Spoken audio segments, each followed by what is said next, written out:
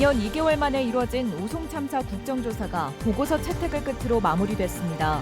국회는 참사 책임자에 대한 재수사와 추가 기소가 필요하다고 결론을 냈습니다. 이제 남은 것은 김영환 지사에 대한 검찰의 재수사 여부입니다. 검찰이 불기소 결정을 뒤집을지 주목됩니다. 가을을 맞아 지역을 대표하는 농산물 축제가 잇따르고 있습니다. 가볼 만한 지역 축제 현장을 다녀왔습니다. 시청자 여러분 안녕하십니까? 뉴스데스크 충북 소식입니다. 국회 행정안전위원회가 여당 주도로 오송 참사 국정조사 결과 보고서를 채택했습니다.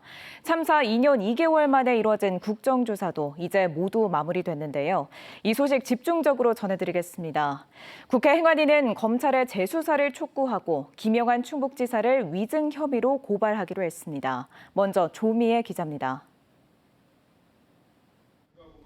30일간 오송 참사 국정조사를 벌인 국회 행정안전위원회가 결과 보고서를 채택했습니다. 범여권이 찬성한 가운데 국민의힘 의원은 전원 반대표를 던졌습니다. 채택위원 22인 중 출석 18인, 찬성 14인, 반대 4인으로 국정조사 결과 보고서 채택안은 가결됐음을 선포합니다. 보고서에는 지난 30일간 진행된 국정조사 결과와 재발방지 대책, 유가족 지원 방안 등이 담겼습니다. 먼저 오송 참사가 벌어진 원인으로는 임시제방에 대한 관리감독 소홀과 지자체의 하천관리 점검 미흡 등이 지목됐습니다. 무엇보다 충청북도가 재난 상황을 접수한 뒤 제대로 전파하거나 보고하지 않았고 이 때문에 지하차도를 통제하지 않은 것에 가장 큰 문제가 있다고 봤습니다. 여당 의원들은 상황이 이런데도 검찰이 김영환 충북지사를 불기소 처분하고 보고를 누락한 공무원도 기소 유예했다며 참사 책임자에 대한 재수사와 추가 기소가 필요하다고 결론 내렸습니다. 검찰의 전면적인 재수사가 불가피하다. 축소 수사 내지는 봐주기 수사에 대한 의혹도 있는 것이 사실이기 때문에 이 점에 대한 수사도 분명하게 규명이 돼야 된다. 국회 행안위는 또 국정조사 기관 보고에 출석해 여당 의원들과 언쟁을 벌였던 김영환 지사를 위증으로 고발하기로 했습니다. 참사 당시 우리는 CCTV를 보고 있었다는 발언과 10곳 이상의 전화에 재난 상황을 점검했다는 발언이 거짓말이라는 겁니다. 국민의힘 의원들은 국정조사가 김 지사 책임론에 집중되는 것에 유감을 표했습니다. 우리라는 건 자기에 관할하는 공무원들이 보고 있었다는 취지였지 이것이 내가 보고 있었다. 이런 식으로 해서 이중했다는 것은 좀 터무니없는 그런 억지.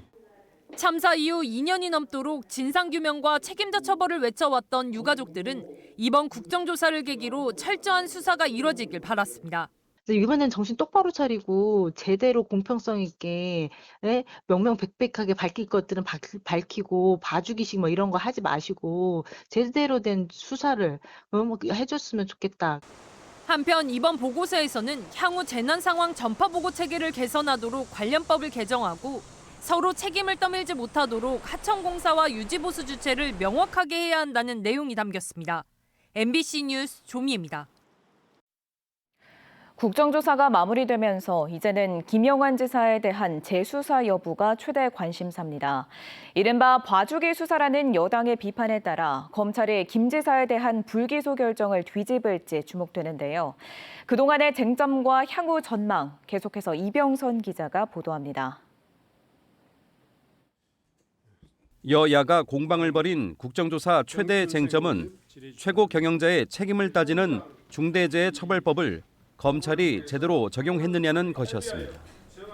범여권 의원들은 하급자만 책임을 묻고 김영환 지사는 불기소한 검찰의 결정이 법리에 맞지 않는다고 몰아세웠고 최고 책임자인 충북도지사가 책임을 면한다면 이 법의 취지가 없습니다. 무용지물이 됩니다. 야당은 구체적인 의무 위반이 있어야 과실로 볼 수 있다며 다른 해석으로 맞받았습니다. 추상적 의무까지를 과실의 범위로 확장하면 책임이 무한으로 확장되는 거죠. 검찰 수사가 부실했다는 주장도 이어졌습니다. 중대재해 담당 인력, 예산, 대응 매뉴얼을 놓고 청주시와 충청북도에 이중적 잣대를 적용해 기소 여부가 갈렸고 특히 참사 직전 통화한 행복청과 충청북도 공무원의 진술이 엇갈리는데도 수사와 기소가 제대로 이루어졌냐는 질타였습니다. 저는 통제나 대피라는 단어를 듣지 못했고요. 저는 제 기억은 한 걸로 알고 있습니다. 자, 그럼 두 사람 중에 한 분은 거짓말하는 거예요. 검찰은 항고청인 대전고검에서 면밀히 살피겠다고 답했고 여당 측은 재수사를 기정사실화하고 있는 상황입니다. 도지사에 대한 중대재해처벌법상 시민재해 혐의로 다시 조사를 좀 해야 된다고 생각을 하는데 어떻게 생각하십니까? 예, 항고청에서 의원님 말씀까지 감안해서 다시 한번 원점에서 점검할 수 있도록 그렇게 하겠습니다. 한편으로는 생존자와 유가족을 더 배려하고 지원 예산 집행을 서두르라는 주문이 보고서에도 반영됐습니다.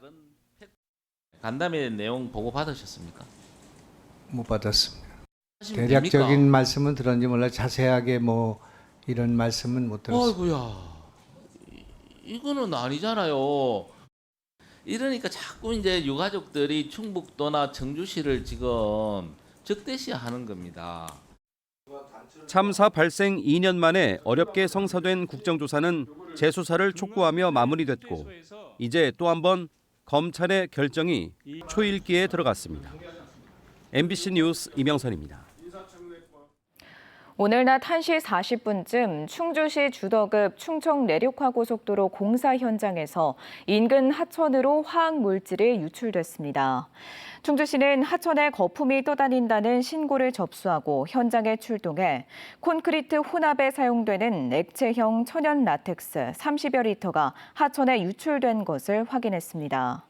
유출 구간은 삼청리부터 신양리까지 약 5km에 이르는 것으로 추정됩니다. 충주시는 시공사의 하천 방제 작업을 지시하고 오염 기준치를 초과할 경우 고발 조치를 검토할 계획입니다. 제천시가 오는 11월 초에 모든 시민에게 경제활력 지원금을 지급합니다. 1인당 20만 원을 지급하며 기초생활수급자와 차상위 계층, 한부모 가족 등 취약계층은 30만 원씩 주기로 했습니다. 지급 대상은 제천에 주민등록을 두고 있는 내국인뿐만 아니라 결혼 이민자와 영주권자, 고려인 동포 등을 포함해 12만 9천여 명입니다. 제천시는 추가 경정 예산을 통해 270억 원의 예산을 확보했습니다. 국민의힘 소속 충주시 의원들이 정부가 지급한 2차 민생회복 지원금도 기부했습니다. 국민의힘 충주시 의원 9명은 1인당 10만 원씩 받은 소비 쿠폰으로 생필품을 구매해 충주의 한 요양시설에 전달했습니다. 이에 앞서 이들은 지난 1차 민생회복 지원금도 모두 기부했습니다. 가을 수확철을 맞아 지역을 대표하는 농산물 축제가 지역 곳곳에서 일제히 열리고 있습니다. 문화축제로도 풍성함을 더하고 있는데요. 관련 소식 허지희 기자가 전해드립니다. 음성군을 대표하는 농작물이 한데 모였습니다. 여름 내 정성스럽게 키워 말린 건고추와 선명하게 갈라진 뿌리로 가득한 인삼, 알록달록 국화와 각종 꽃도 빠질 수 없는 지역 특산품입니다. 농산물과 다양한 볼거리, 먹을거리를 결합한 축제에 관광객들의 발길이 이어집니다. 음성이 화이트크 지역 됐다면서 싸게 판다고 그러시더라고요. 봉사의 기념으로 싸게 파신다 그래서 아주 좋게 싸게 샀습니다. 아주 이렇게 큰 게 5,000원이에요. 기존에 각각 열렸던 고추와 인삼, 꽃축제를 통합한 음성 명작 페스티벌은 올해로 4회째를 맞았습니다. 올해는 특히 공연 등 즐길 거리에 좀 더 비중을 뒀고 다양한 품목이 축제 기간 저렴하게 판매되고 있습니다. 농산물을 저렴하게 판매하다 보니까 많은 관광객들이 지금 구매도 많이 하고 계시고 또 아마 이게 내년에도 재방문으로 이어지지 않을까 이런 기대를 가지고 있습니다. 꼼꼼히 비교해 인삼을 고르고 축제장에서 빠질 수 없는 인삼튀김도 즐깁니다. 충북 인삼 재배의 3분의 1을 차지하는 증평에서도 인삼 직거래 장터인 인삼골 축제가 열렸습니다. 특산품인 홍삼 부산물이 섞인 사료를 먹고 자란 돼지고기로 만든 홍삼 포크 브랜드는 먹거리를 더욱 풍성하게 합니다. 특히 젊은이들을 겨냥해 EDM 음악에 맞춰 맥주와 인삼을 곁들이는 이른바 인맥 파티는 올해도 마련됩니다. 생거진천 문화축제 퍼레이드 출발! 여러 악기 소리와 춤으로 길을 밝히며 사람들을 모으는 전통 행사인 길놀이가 축제 시작을 알립니다. 진천군의 향토 문화를 계승하고 화합을 위해 만든 문화축제입니다. 지역의 민요, 무용, 전통악기 연주 등 민속예술 경연대회를 비롯해 씨름 대회와 야간에는 각종 초대 가수 공연까지 즐길 거리가 가득합니다. 올 한 해 어려움을 모두 잊고 새로운 활력을 찾는 소통의 장입니다. 이 밖에 앞서 개막한 2025 청원생명축제와 충주 의륵문화제 등 수학의 계절, 지역의 대표 축제들도 이번 주말 내내 이어집니다. MBC 뉴스 허지입니다. 2025 제천 국제 한방 천연물 산업 엑스포가 평일에는 무제한 입장이 가능하도록 운영 방식을 변경했습니다. 조직위원회는 기존에는 티켓 한 장으로 1회 한해 입장이 가능했으나 오는 29일부터 휴일을 제외한 평일에는 동일한 티켓으로 입장과 퇴장을 반복할 수 있도록 변경했다고 밝혔습니다. 한편 건강기능식품업체 아리너스가 베트남 업체와 17억 원 규모의 수출 협약을 하면서 이번 엑스포의 누적 수출 협약 규모가 156억 원에 이르고 있습니다. 제39대 신임 충북경찰청장에 이종원 경기남부청 생활안전부장이 임명됐습니다. 이종원 청장은 진천 출신으로 충북고와 경찰대 7기를 졸업했고 충북청 자치경찰부장과 서울청 송파경찰서장, 경기북부청 생활안전부장과 브라질 상파울루 주재관 등을 역임했습니다. 이 청장은 지난 12일 경찰 고위직 인사에서 치안감으로 승진했습니다. 한편 김학관 충북경찰청장은 퇴임을 앞두고 공로 연수에 들어갈 예정입니다. 재결합 요구를 거절했다는 이유로 어린 자녀 앞에서 전 부인을 살해한 30대 외국인에게 항소심에서도 원심과 같은 징역 20년이 선고됐습니다.